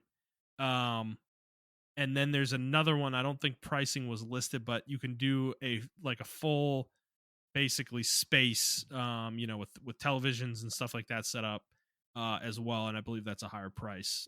So yeah, Montreal, just give me your thoughts on this one. I mean, two hundred fifty Um, thousand for a minute. yeah, I think this is totally fucking absurd. I don't Yeah, know the amount of money it goes into. Maybe it's because of the venue. Maybe it's because of the area. I don't know. Did he host it like somewhere in California or something like that? I think it's in LA. Okay. Yeah. So maybe it's because of that stuff. But I can't imagine doing this in these Hmm. prices after we saw the fall of E3. I think there's a huge disconnect there. Um, I know, that's what's so weird about this. Is like, I mean, this is literally just E3 now. yeah, It's and just replaced E3. we thought it was going to be better than E3 because like Jeff Keighley is supposed to be the guy that's like in the industry. He knows how everything works, and he's one of us, and he's a gamer, and I think he used to be a developer too, or he was just in the industry. But now it's like there are like old tweets popping up. People are like bashing Jeff Keighley, and I'm like, And I used to always wonder, like, why do people bash him? It's like maybe it's because of this stuff. Maybe it's because it's like I just think $250,000 for like a minute is Bro, he's so rich, fucking crazy. right? Like he's got to be like mega rich, right? It has to be. For a minute. I Like I mean, said, these shows are like 2 hours, like, you know? it, yeah, he has to be. Like, it has to be either the venue price or something like that, or whatever. Like, He I is in imagine, LA, by the way. yeah, exactly. And I imagine too, like, the cost for the cameras, like the crew and all that shit. So I Right. know a lot of that shit costs money. The streaming, setting Definitely. all that shit Yeah. costs a lot of money. So I understand it, but these are like Super Bowl prices almost. Well, I don't know. They're not Super that Bowl, bad. I they're mean, not that Super Bowl's bad. like Yeah. it's like tens It's of in a million. millions It's for like a tens of minute. millions, right? Yeah. For a Okay. minute, yeah. But I mean, in relative terms, though, that is the comparison I would make, right? Like for video games, that's kind of what this is, you know. But he just, I mean, because Summer Game Fest typically took place in like August, in the past when E3 was still going, and he just moved it to E3 week now. Like it's just the same week as E3, so it's like it's just replacing E3 Yeah, ultimately, isn't it? Like but I don't think this will last because I I can don't see know. why people are doing their own showcases now. That's why Xbox does its own showcase. That's why Right, PlayStation does its own right. showcase. Nintendo, who would want to invest, in my opinion, right? Why would I want to give you $250,000 when I can just do my shit for free? You see what I'm saying? Like Uh, I could just go on YouTube well, and stream it. yeah, no, totally. And I will to say, to be fair to Jeff and Summer Game Fest, there is there are free spots within the show for Yeah, indies for the specifically. indie place. Yeah. So that's cool, I guess. But I think the thing that I was thinking of first, it wasn't the E3 part comparison necessarily. It was just how much money's being thrown around here, dude. Exactly. Two That's hundred what I and was fifty thinking. thousand dollars for a minute. What are we doing here, man? Like, what are we doing? Pay people more money. What are we doing? Like, what? Like, are you kidding me? For 60 seconds, $250,000. Do you know what I could do with that money? Are you fucking kidding me? Like, this is insane. This is the type of shit I hate about our modern society, bro. The amount of money that corporations just fucking shit down the drain, light it on fire, and fucking throw it in a trash can. Like that is completely absurd. Take that money, do your own show, and pay your people more. That's my opinion. Fuck this shit. Like, fuck this shit. Like, this is fucking ridiculous. That is insane. $500,000 for 2.5 minutes. What the fuck are we talking about? Like, are you kidding me? You can upload a video to YouTube, whatever you want, for free. Like, what are we talking about? Like, it's fucking absurd. I'm sorry. It makes me angry. Like, No, you're 100% right. like, 100% right. dude, I'm sorry, Like, man. I just don't get it. Like, I I don't like know. Jeff too. I like Jeff, and this is, like you said, this is probably what he needs to charge to run the show the way he does. But from the company standpoint, there's no justification for this to me. Like, none at all. Yeah, like you said, 60 seconds, that's $15 million. Like if it is 250 a minute. So Yeah. that's your and now it makes sense why, fucking Destiny probably had that $250 million fucking marketing budget. Like Yeah. all the minutes, like I can only imagine how much E3 was charging for like gameplay footage and stuff like that, right? Like, oh, you want to play your game for like 10 minutes or 7 minutes?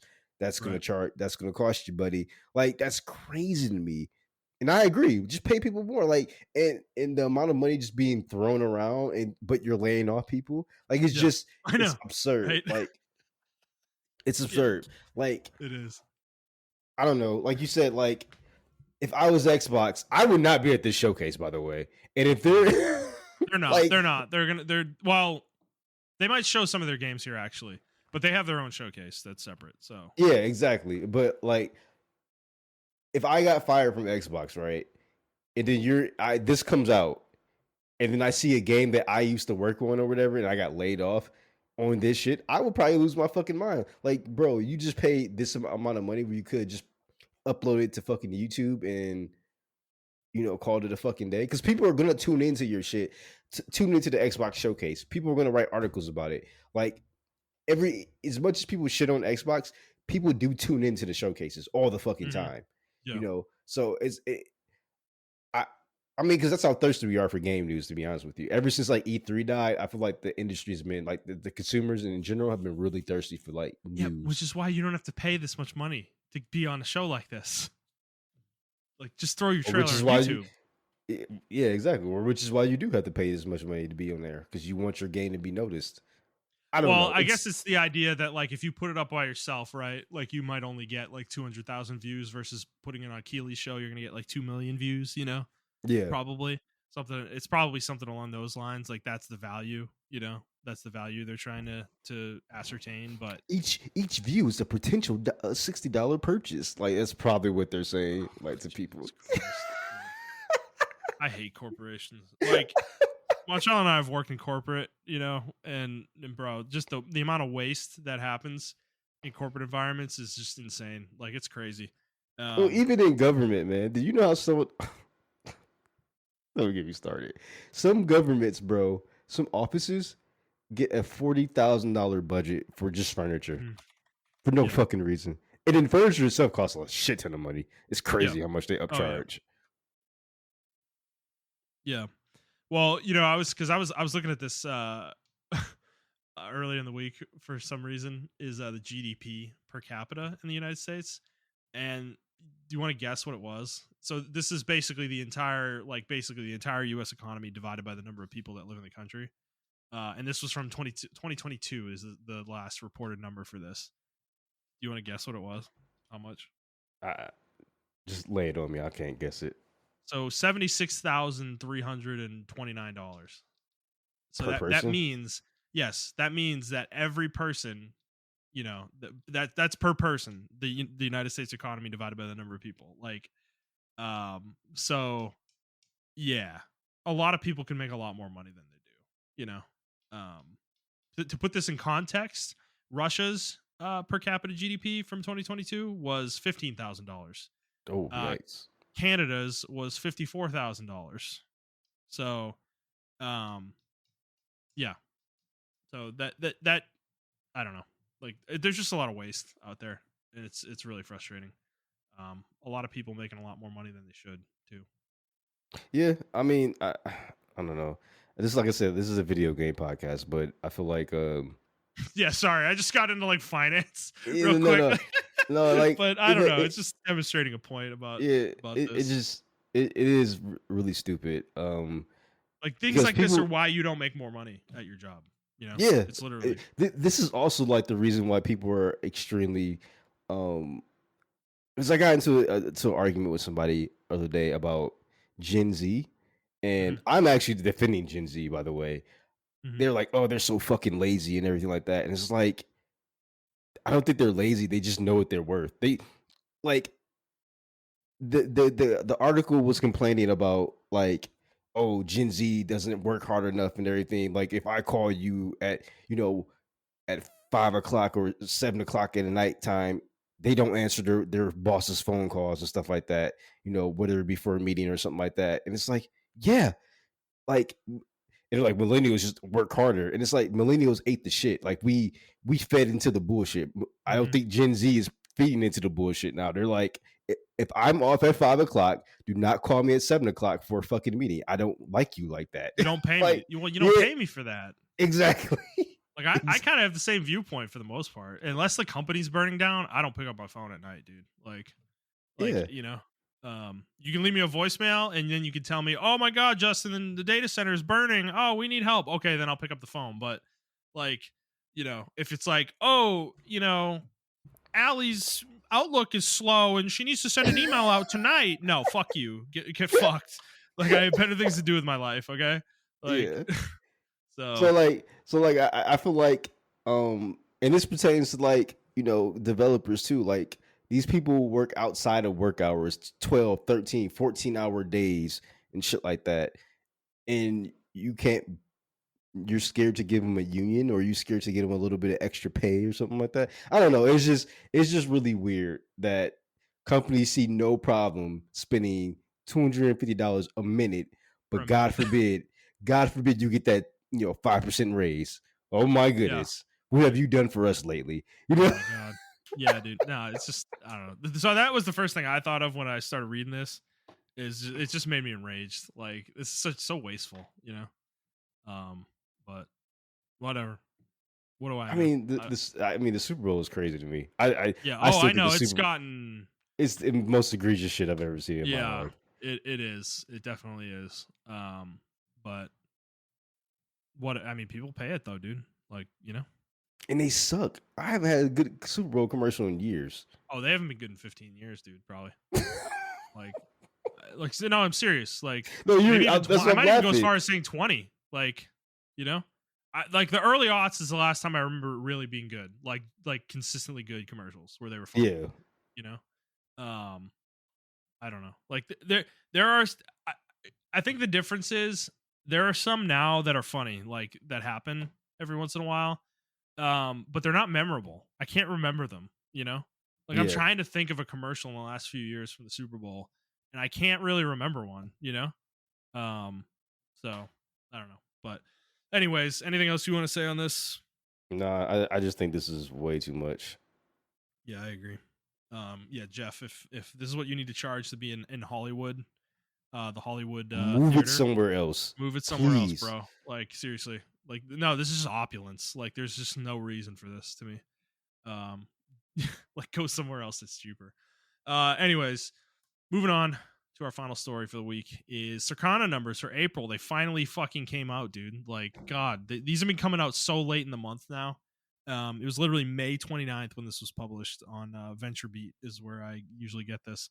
And this shit was fucking, this is getting insane. They used to come out like maybe the 15th to 20th of the month usually, and it's just so late now. So, all right, let's just get into it. Total video game sales for the year 4.096 billion this year versus 4.202 billion last year. That is a 3% decrease. Video game content, this is physical, digital, full game sales, microtransactions, etc. 3.736 billion this year versus 3.675 billion last year. That is a 2% increase. Video game hardware, 208 million this year versus 368 million last year. That is a 43% decrease. And then video game accessories, 152 million this year versus 159 million last year. That is a 4% decrease. In terms of the hardware sales, they said that all current console hardware platforms fell a minimum of 26% year on year, with Switch showing the strongest year on year decline, minus 69%. So the end of the Yikes. Switch is looming, I think. They need to Yeah, get the Switch 2 I don't out think soon. Nintendo can wait another year, man. They got to get this shit out like next year. I think it's coming early in the year next year, but that will be an 8-year life cycle for the Switch, which is crazy to think about. Top 20 best-selling games in the US, and this one was very surprising. Number 1, Stellar Blade. Number Gunnar 2, Blade. Gunnar Blade, baby. Number 2, Helldivers 2. Number 3, Call of Duty Modern Warfare 3. Number 4, Sea of Thieves. Number 5, Fallout 4. Number 6, What the fuck? Okay. The Show. MLB The Show 24 is number 6. Number 7, Dragon's Dogma 2. Number 8, Fallout 76. Oh my god. Y'all are so fucking degenerate. Number 9, Hogwarts Legacy. Number 10, EA Sports FC 24. Number 11, Rise of the Ronin. Number 12, Grounded. Number 13, Minecraft. That's Grounded, by the way. That's from PlayStation. Coming out on PlayStation. Number 14, Madden NFL 24. 15, Princess Peach Showtime. 16, Rainbow Six Siege. 17, Tekken 8. 18, Mario Kart 8. Number 19, Elden Ring. And number 20, Marvel's Spider-Man 2. So we're definitely getting a Stellar Blade 2 or something else from that Absolutely. studio because they probably already made their money back 100%. I will say this seems like a light month. I'm gonna imagine they didn't sell 10 million copies. You know, Okay. I'm thinking they sold a few million because in the top 20 best selling games of the year so far, it's number 16. So Yeah. it's not. It hasn't even outsold things like Hogwarts Legacy and like Persona 3 Reload. You know, so we'll see where it lands this month because it did come out fairly late in the month last year. But there weren't any really new releases otherwise last month that were major. It was a really good time to release that game. Yeah, a really they good time. they they caught a window. They definitely Yeah. caught a window. But like you said, it is Gooner Blade for sure. I think Yeah, that. and the controversy helped the game. Yeah, I think yeah, people played it because either they wanted to support it because uh, being performative, or people wanted to play it because they wanted to see, is this game actually like me? I actually wanted to see if the game was actually like Gunner Blade, and it is Gunner Blade, but it's like there's an actual game underneath all that shit. Um, yeah.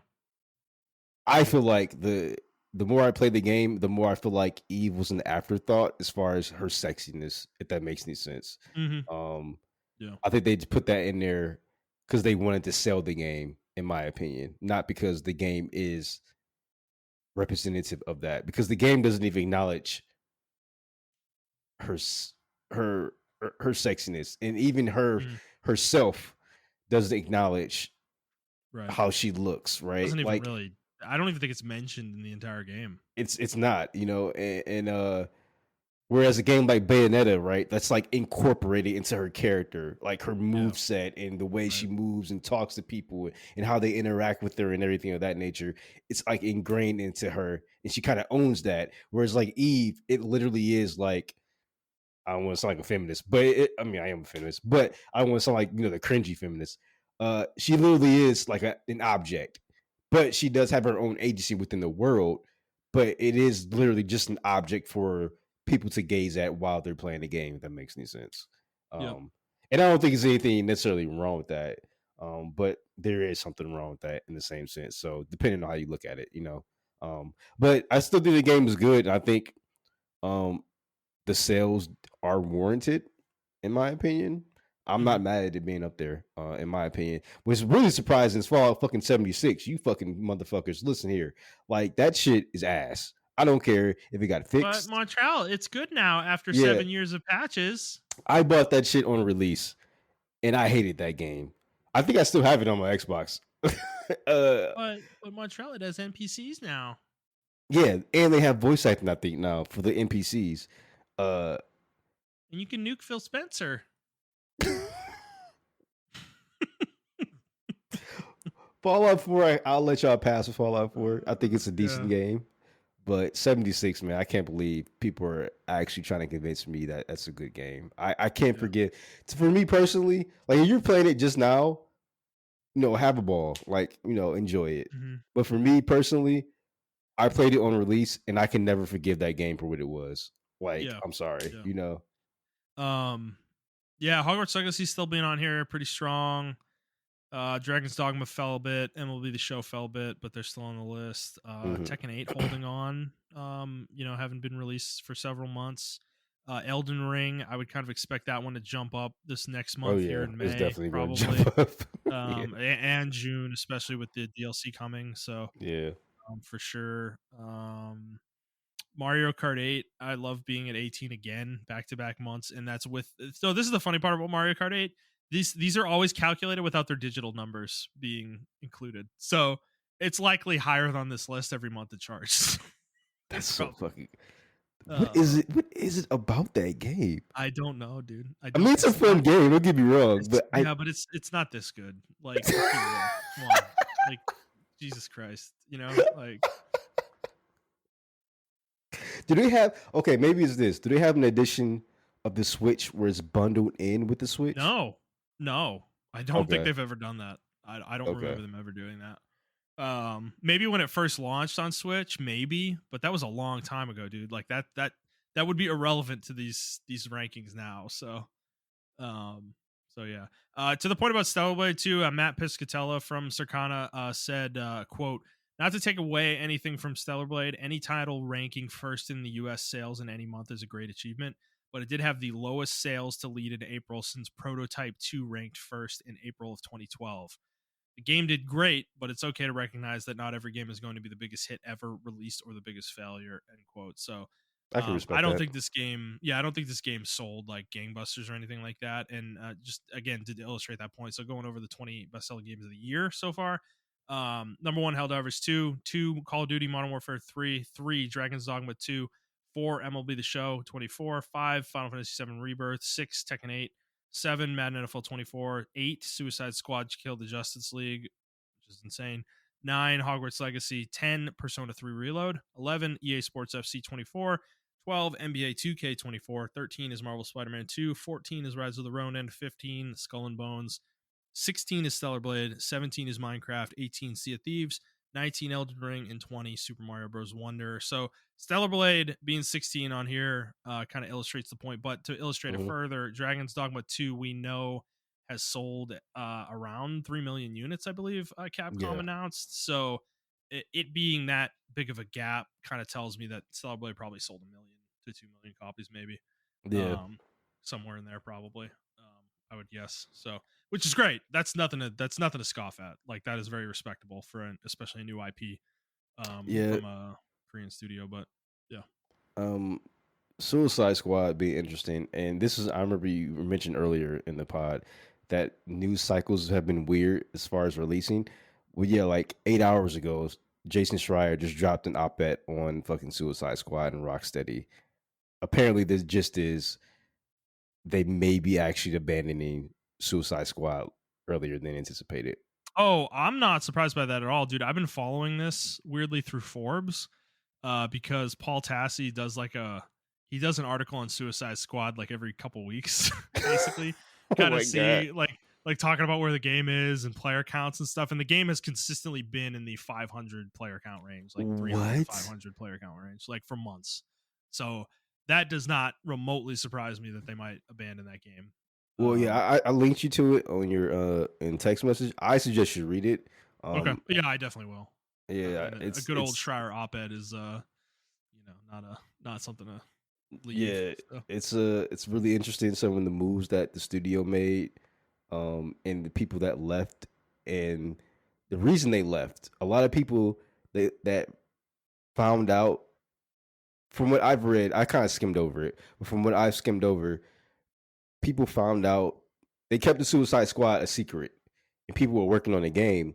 And then when people asked the studio at Rocksteady, when people found out what the game actually was, they actually left the company. Like that's how upset they were. Yeah, that doesn't Um, surprise me. yeah, so I suggest everybody to read it. It's on his Twitter page and everything of that nature. Um, and yeah, like, but yeah, that's my little take on that. Yep. But yeah, that game's been long dead. I've been just kind of waiting for the announcement to come, basically. Because yeah, it's been like that since late February, probably. That's There was crazy. like a I little mean, spike when they released their Joker season that they're doing right now. mhm. And that spike I think was like 1,500 players or something. Oh my So god. the game's dead, bro. Oh, what a disaster. It's so sad because it's like everybody called it, this wasn't a hard one to guess, Um and that just makes the whole thing even weirder, that no one at that studio was like, hold up, maybe we shouldn't do this, I think a lot of people did, and they were just too far They in. just left. Yeah, they didn't want to abandon development or retool the game. It's yeah, I don't I know. mean, you It's remember when the game was first released, they or not released, but shown, and people were like, "Yikes!" And then they're like, "Okay, well, we're gonna take a year off," and they claimed it wasn't to fix the game, Can you but it was imagine when it definitely. released? Oh my god, man! It probably would be even worse than what it is now. I mean, they should have just released it based on what happened. Like, there's really no reason to take that year. They should have just released the fucking game. You know? You're right. No, I mean, like that was kind of the obvious thing back then. I don't know. Like taking it if it was inevitably gonna fail anyways, like you should have just released it. Obviously, hindsight's 2020. But they should have known this wasn't gonna work. Not with that IP. You know? Yeah, I mean, and using your premier single player studio to make a multiplayer game, which it seemed like the studio itself wanted to do that. I gotta read the article. I just skimmed over it. I don't know if Warner Brothers kind of coerced them to doing it or if they wanted to do it. It seemed like it was kind of a mutual thing, in my opinion, the way I read it. I don't But know. Maybe we can confirm this in the article, but I remember the rumor being that they were making a live service game, and then at some point whether WB decided this or Rocksteady decided this, they decided to make it an Arkham game at some Okay. point and like converted it into a Suicide Squad game. So yeah, I don't know. It's sad. Yeah. It's a It bummer. is. What a waste! It What a is. waste, dude. What a waste. Yeah. You know, Yeah. Rocksteady, dude. As much as Arkham Knight wasn't like I don't love that game. Come on, what are we doing here? Like, like you take that and then you take 9 years to make this, and you basically killed Rocksteady. Like they're dead. You know, like they're gonna They be said it was dead soon. $200 million. By the way, that's how much it Unbelievable. cost. Unbelievable. It's crazy. It's wild stuff. All right, Montrell. Well, that's all we had this week for news. All right. Anything else you want to talk about before we get out of here today? Nope. Continue playing your single player games, guys. I think they will. I don't think. I think they will. All right. Well, just to remind everybody, next week. So next week, I will not be on the show. Montrell will be doing a episode, kind of recapping the showcases and giving his thoughts with likely a guest of some sort on there. And then I will be back in 2 weeks, and that episode will be coming out a little bit late. So just a reminder on that. So, all right, everyone, if you like this episode, please like the show, review the show, and subscribe to the show on whatever feed you're listening to it on. And please share it. That helps us a lot. Get new audiences in the show. And if you'd like to interact with us on Twitter, you can do so at iTrap for the Hokage for Montrell. That is the number 4, not the word. I'm at Thundernut01, and the show is at The Player's Take. If you'd like to send us a question, you can do so on Twitter, or you can send us an email to theplayerstake01@gmail.com. And that'll be it for us, guys. We hope you enjoyed this episode, and we will see you next week. Bye.